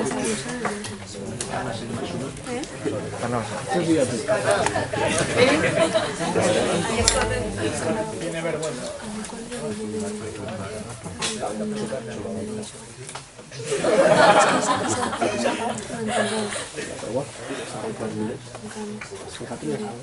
Bueno, os leo otro texto. Este es de María Teresa León, que tampoco sonará. Alberti sí, ¿no? Bueno, pues María Teresa León también fue de esas mujeres que estuvo un poco oculta bajo a la sombra de su marido, porque Alberti se llevó toda la fama, todos los reconocimientos, y la verdad es que ella es una mujer súper interesante, que escribió prosa, escribió poesía, hizo un montón de cosas. Por ejemplo, fue la encargada de sacarlos durante la guerra. Sabéis que Madrid estuvo muy asediada por las bombas, y María Teresa León fue la persona que organizó el poner todos los cuadros del Prado a salvo. Los sacaron en camiones y los sacaron de allí del Prado para que las bombas no destruyeran pues, los cuadros de Velázquez, de Goya, todas las maravillas que hay allí, ¿no? Se encargó de esto, entre otras muchísimas cosas. Cuando triunfó Franco, pues se exilió. Estuvieron exiliados en Francia, en Argentina, en Italia, y la tristeza es que ellos vuelven, Alberti y María Teresa León vuelven a España en 1977, y ella, al poco de venir, desarrolla Alzheimer y se olvida absolutamente de todo, acabó sin memoria, ¿no? A mí me parece siempre bastante triste que después de estar toda la vida viviendo en otros países, cuando vuelves al tuyo, ¿no? Y puedes tener la alegría del reencuentro con las cosas, ella muy poquito después ya dejó de reconocer caras, gente, perdió todos los recuerdos, ¿no? Os he traído un textito, este es prosa, en el que habla de la empatía y de la compasión, ¿no? Por lo que les pasa a los demás. Existen en el mundo diferentes clases de congojas. Una muy especial, muy oscura y rara es la que sentimos por el prójimo, cuando no es nuestra culpa o nuestro dolor, sino el del prójimo. Pero muchas veces nos defendemos bien y no somos capaces de sentir diariamente el vaho de nuestro propio delito de olvido. Aquella muchacha que empezaba a escribir quiso entender por qué todos los hombres no comprenden la congoja que nos llega del prójimo. Bueno, este es el texto de María Teresa. A mí me interesa mucho también de la poesía la capacidad de ponerse en el lugar del otro y de sentir los dolores de los demás, ¿no? De sacarnos un poco de nuestro mundo y de ser capaz de buscar en nuestros dolores los que son compartidos por los demás, ¿no? Entonces, yo tengo un poema que escribí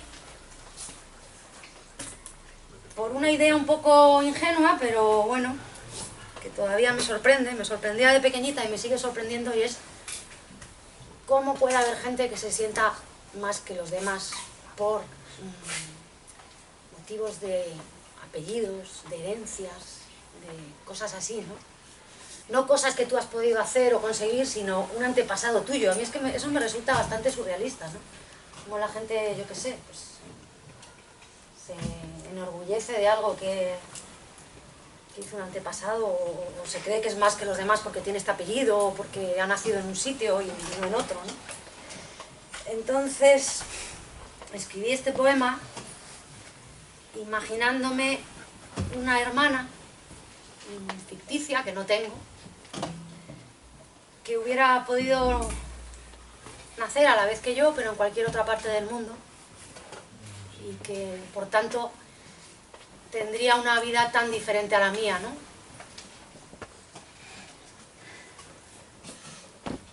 Y en este poema comparo mi vida con la de la hermana esta ficticia. Nadie sabe que tengo otra hermana. El azar nos separó al nacer. Yo mamaba la leche de mi madre, mientras ella se secaba al sol. Cuando perforaron mis orejas, ella recibió la ablación del clítoris. Me acosté con hombres y sufrí por todos. A manos de uno solo se quebró ella. Me separé, lloré, abandoné mis sueños. Ella mientras murió unas cuantas veces, bajo piedras, ácido, sida o malaria. Su cuerpo se deshizo y se recompuso. En una o dos ocasiones fue feliz de morir. Mi hija creció, mi hermana murió en el parto. Años después parió una niña y se la quitaron. Yo veo mi cuerpo envejecer. Ella no tiene espejo. Me pongo cremas antiarrugas, pero toda ella es un surco. Yo hago listas de lo que le duele, pero ella es la que administra su dolor.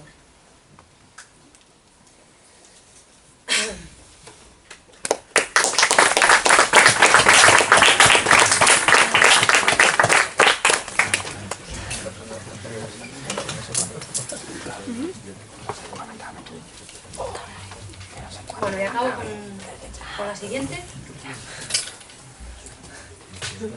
que a mí me gusta muchísimo.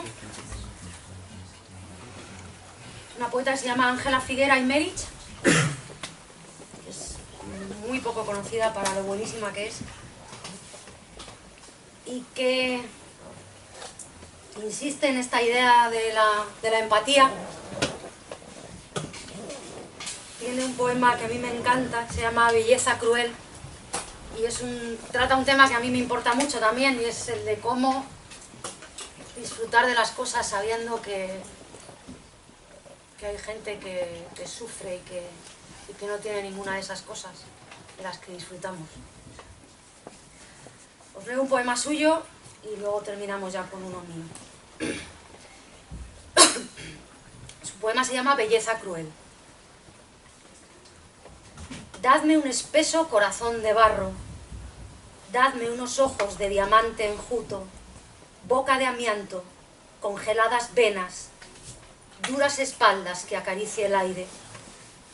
Quiero cantar a estilo de jilguero, quiero vivir y amar sin que me pese, ese saber y oír y darme cuenta, este mirar a diario de hito en hito, todo el revés atroz de la metralla.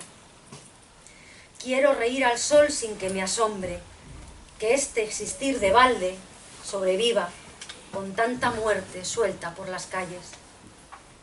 Quiero cruzar alegre entre la gente sin que me cause miedo la mirada, de los que labran tierra golpe a golpe, de los que roen tiempo palmo a palmo, de los que llenan pozos gota a gota.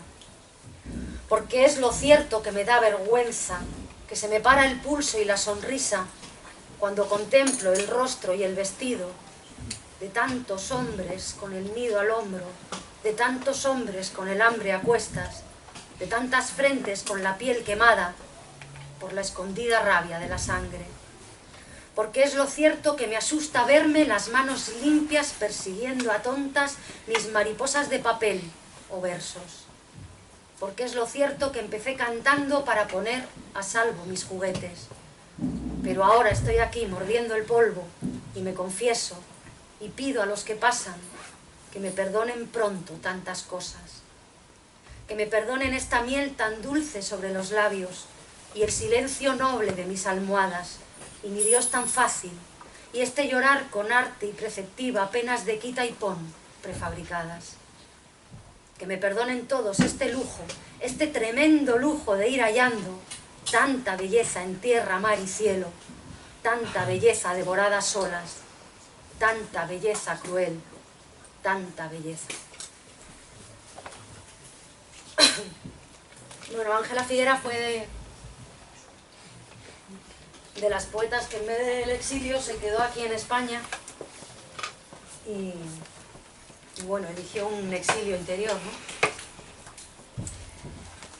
Y yo a mí me encanta el deporte, desde el sofá, pero me encanta, me veo todos.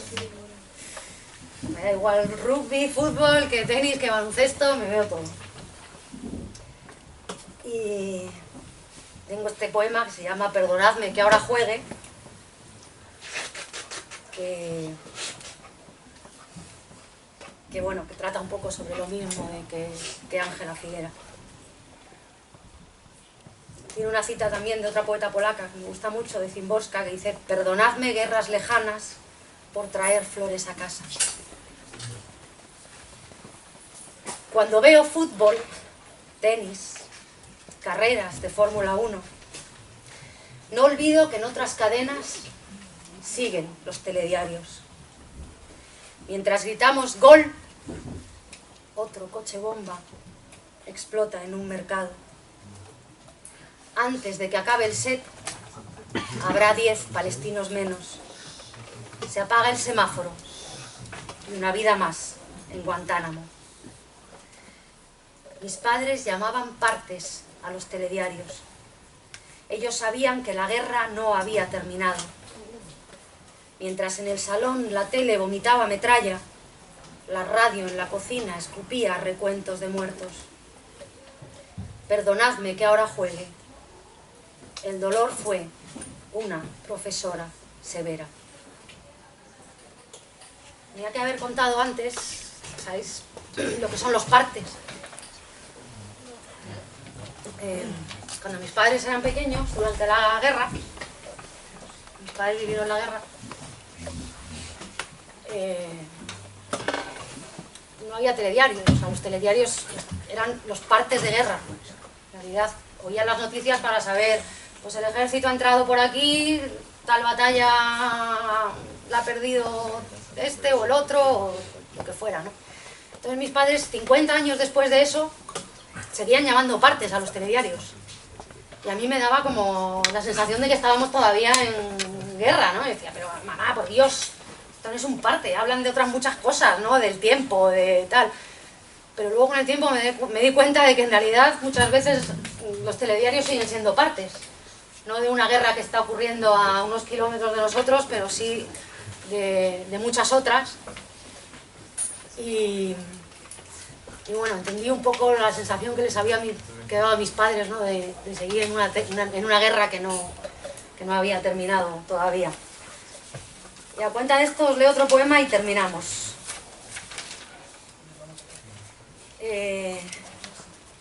¿Cómo ha salido la guerra? Pues un poema sobre mi padre y la guerra. Como cuento aquí, mi padre tuvo toda la vida un trocito de metralla de una bomba, aquí, en la espalda. Y bueno, como cuento en el poema, yo la movía. Me dejaba a veces moverla porque estaba bajo la piel y a mí me fascinaba, claro, de pequeña, ¿no? Era como, mi padre tiene un cacho de bomba en la espalda, era como la leche aquello, ¿no? Y como no le dolía, porque no lo sentía, pues yo se la... Bueno, os estoy contando el poema, ¿verdad? Os pido silencio, un poquito de paciencia, porfi, que ya vamos a ir acabando, ¿vale? Mi padre lucía junto al omóplato una esquirla de metralla. Apenas era un niño cuando los aviones atacaron el ganado que cuidaba y que ya nunca sirvió de suministro para los soldados republicanos. De pequeña yo jugaba con ella, la desplazaba unos milímetros con mi dedo omnipotente y al tocarla escuchaba los aviones, veía a los terneros reventados, el terror en sus ojos suplicantes y un niño al que la muerte marca con su hierro. Mi padre cargaba en sus espaldas una guerra que no terminó nunca.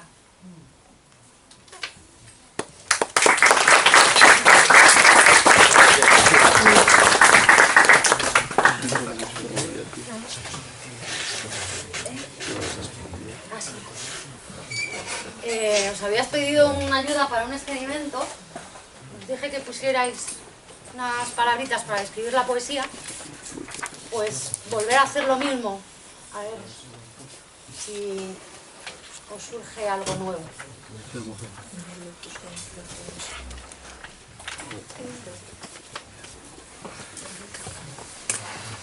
A lo mejor no, a lo mejor os surge lo mismo.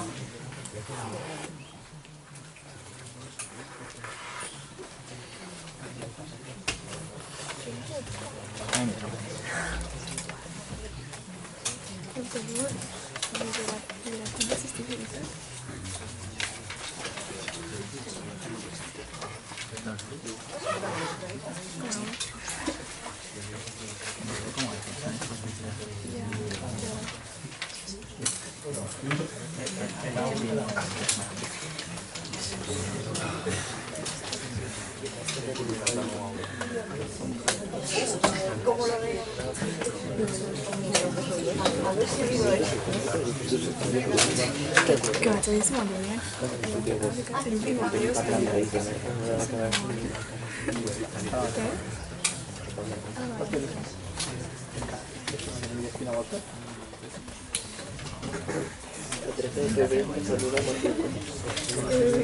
Bueno, y mientras tenéis alguna otra pregunta, ahora que ya casi hemos terminado.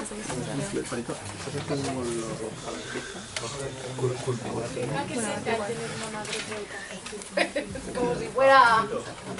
Mi hija está hasta el gorro de mí exactamente igual que si fuera una madre no poeta, vamos. No, hombre, ella me da cierto orgullo, a veces se emociona porque hoy os he leído pocos, pero yo he escrito mucho de mis padres, o sea, de sus abuelos, que ya están muertos. Entonces sí que alguna vez ha venido, he leído algún poema sobre su abuelo o su abuela, y cuando termino de leerla veo, ¡guau! Digo, pobrecita mía, que trago, ¿no? Que a veces se emociona mucho. Y otras pues le da exactamente igual. Y ya está. Hombre, mi hija ha salido de ciencias, estudia biología, nada de poesía ni nada, pero sí que alguna vez, bueno, conoce a otros poetas por mí y tal, ¿no? Poetas que han venido a casa, y alguna vez sí que va por ella misma, sin que yo le diga nada, pues se va a un recital de poesía, ¿no? Y pues bueno. ¿Vas a apuntar tú? Sí. ¿Te gusta más escribir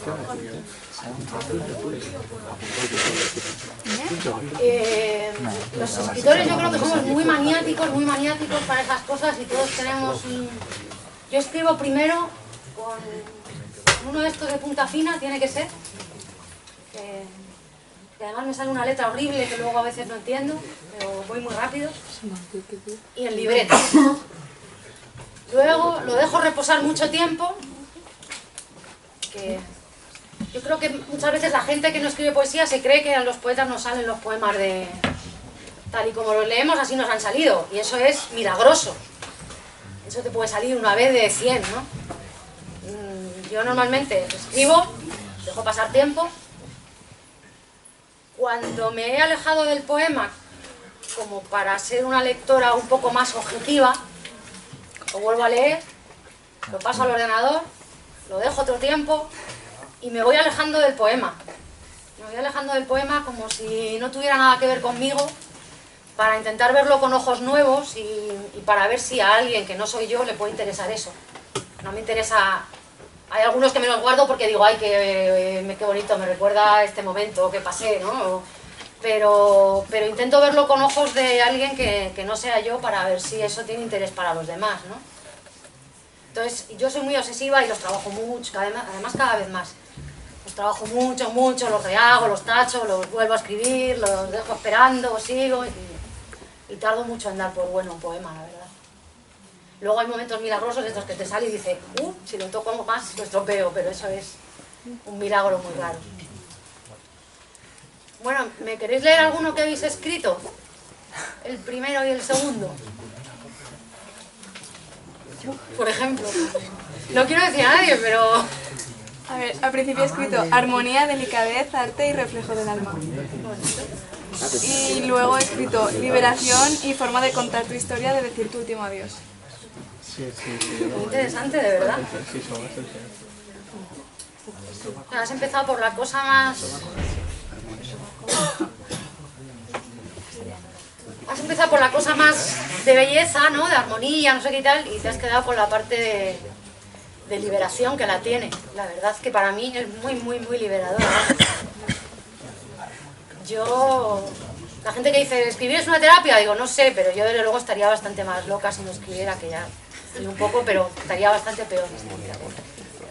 ¿Alguien más se anima? Primero he puesto vida, sentimientos y libertad y después recuerdos, pasado e ilusión.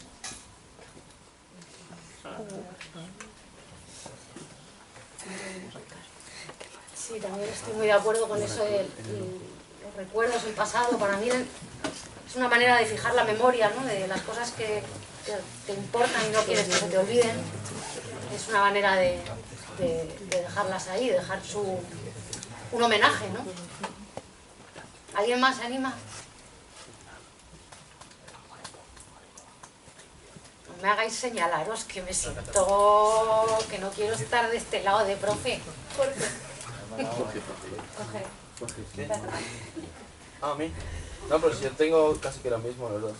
Bueno, al principio había puesto rap, sentimiento y estética con métrica, y luego lo mismo y aparte canalizaciones. Vale. Canalizaciones. En plan, modo de expresarse.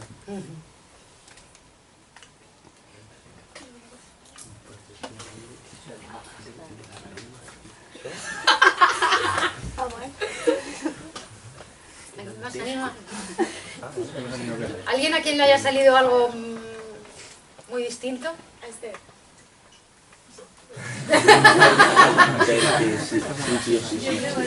Vaya primer premio que tenemos. Inquietud y felicidad, y más tarde he puesto inspiración, experiencias y forma de expresión.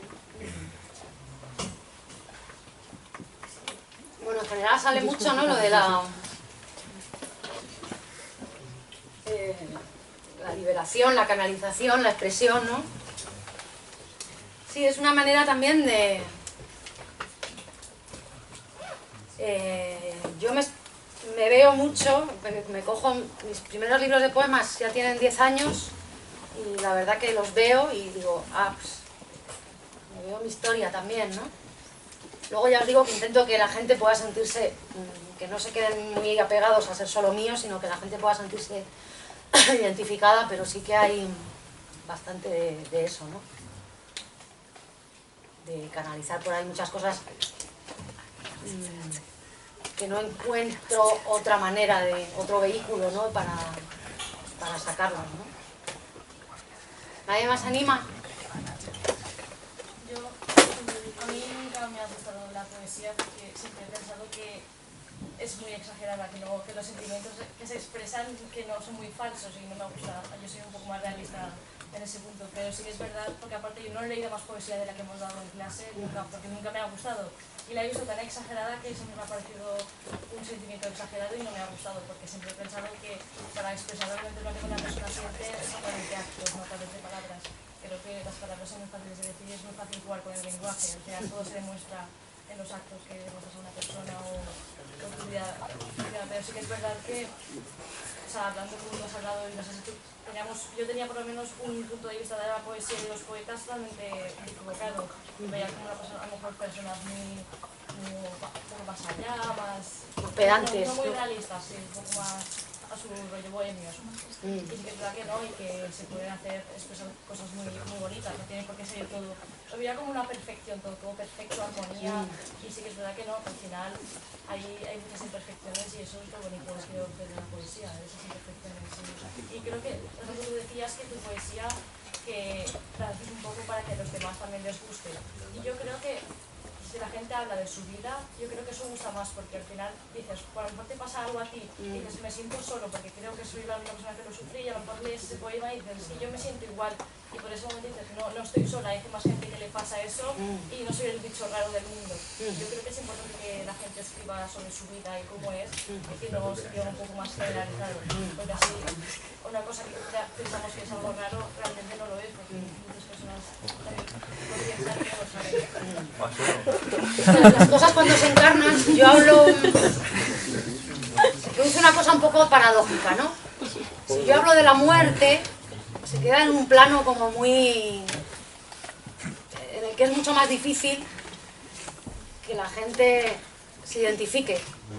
Si yo hablo de la muerte de mi madre, quien lea eso va a encontrar a alguien querido que ha muerto y que le duele, sea su perro o su... lo que sea, o su abuela, ¿no? Entonces eso es curioso porque cuando intentas generalizar, dices, pues la muerte nos importa a todos, ¿no? Pues hablo de la muerte, generalizo. ahí hay muy poca vía de canalización, ¿no? Yo creo que se produce una cosa muy curiosa, que es a partir de que yo hablo de algo muy mío, en realidad es como conectas con el muy tuyo. ¿Me explico? Entonces, creo que tienes mucha razón, ¿eh? Que ese camino yo creo que hasta los poetas lo hemos recorrido, ¿no? Que cuando se dan cosas muy abstractas, muy generales, que no nos tocan, pero en realidad si el ser humano pues es así, establecemos conexión a partir de cosas muy personales que nos pueden haber pasado, que podemos encontrar un paralelismo en algo que me ha pasado a mí también, ¿no? Que no sea, luego los detalles ya son lo que cada uno tiene, ¿no? Pero... ¿alguien más anima a algo? Yo creo que se nota un montón también cuando escribes sobre algo que te ha pasado a ti, como tú has dicho. Cuando es algo biográfico, porque como lo has vivido, lo expresas con mucha más sinceridad y todo eso. Claro. Cuando escribes sobre algo que te imaginas o algo más general, como has dicho, es mucho más... no te llega tanto. Cuando es algo que tú has vivido, es más profundo y yo creo que se nota. Me han emocionado más algunos poemas tuyos que otros que has leído. Porque tampoco conoces la historia que hay detrás, ¿sabes? Muchas veces es importante. Claro. También es otra forma de escribir, la de ahora que respecto a los aficionados. Claro, es una sensibilidad más parecida, ¿no? Que con la que alguien actúa, o sea, es que es lógico, normal, ¿no? Tú conectas con alguien, más con alguien de tu época que con vocabulario, por un montón de cosas, ¿no? Pero sí, es lo que decías, es curioso, ¿no? Yo, como lectora, detecto mucho la honestidad, que es una cosa que en realidad es difícil de explicar, porque yo estoy leyendo un poema y tampoco conozco a todos los poetas como para decir, esto le pasó, esto es verdad. Pero hay algo que es la honestidad de lo que se expresa, que va más allá de si sabes o no sabes.